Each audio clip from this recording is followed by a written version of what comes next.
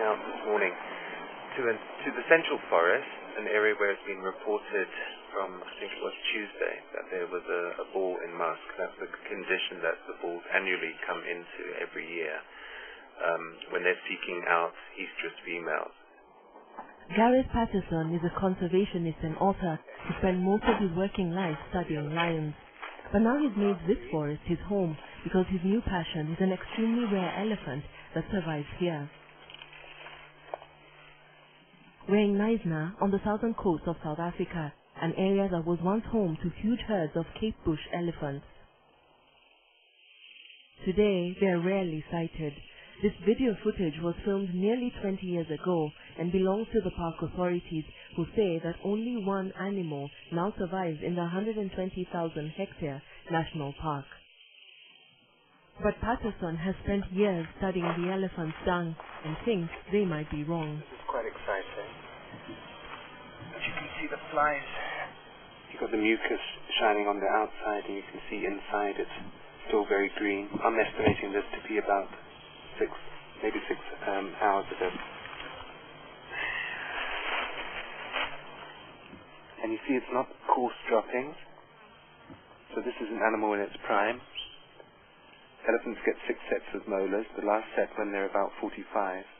And that's when things start going downhill for an elephant from those years onwards, because it can't chew up the food. But this elephant is in its absolute prime. This has all been chewed up quite finely inside. It's not coarse at all.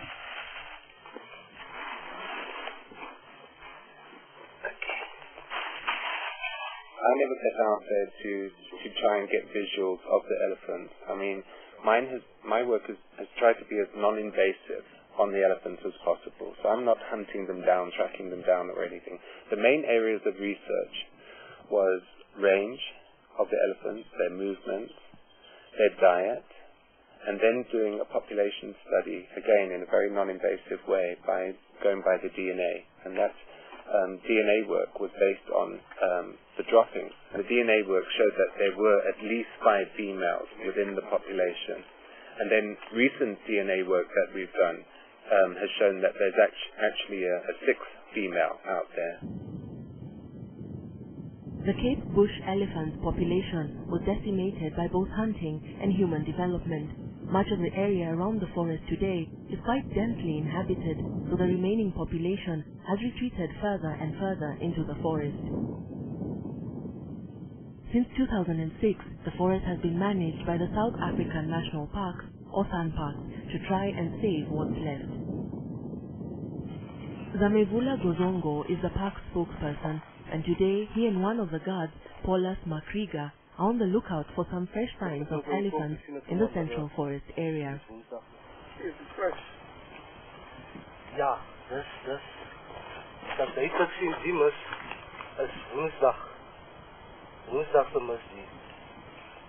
En hy is al aan met die pad op beweeg. So voordat toe gaan ons nog tekens van bome kry wat hy omgestoot het ook. The main vision behind this is to establish an integrated protected area that will ensure effective conservation of our diverse biomes that are found in this Garden Road region, and that will ensure that we sort of ensure effective conservation outcomes to ensure that those natural areas and heritage sites are properly conserved for the better future of our kids and the future generation. But so far, their findings don't agree with Patterson. The photographic material taken by our rangers over the years and which has been analyzed gives a clear indication to us that it's normally a picture of one elephant.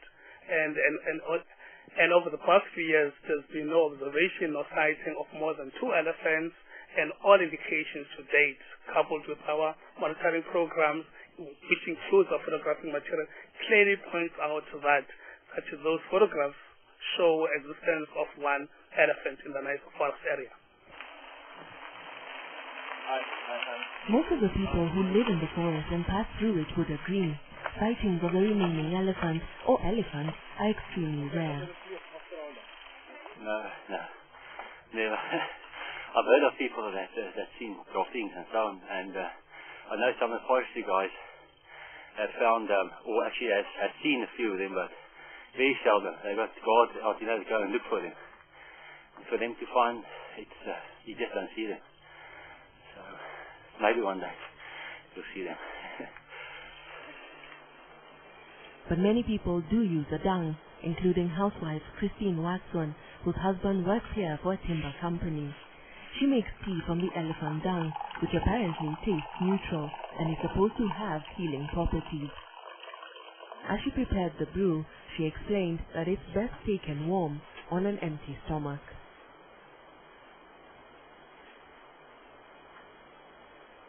Kom ek het gebruik want ek het nog gehoor die mense sê dit is medicine. I use this tea because I had it medicinal. It cures wind and other ailments. I have wind and bloating, which is why I use it.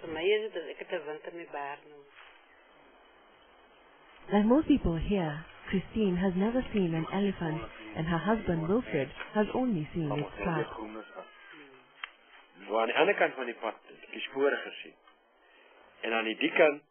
So, on one side of the road, I see the spoor, and on the other side, and in the middle of the road, there's a puddle, and the elephant is so clever.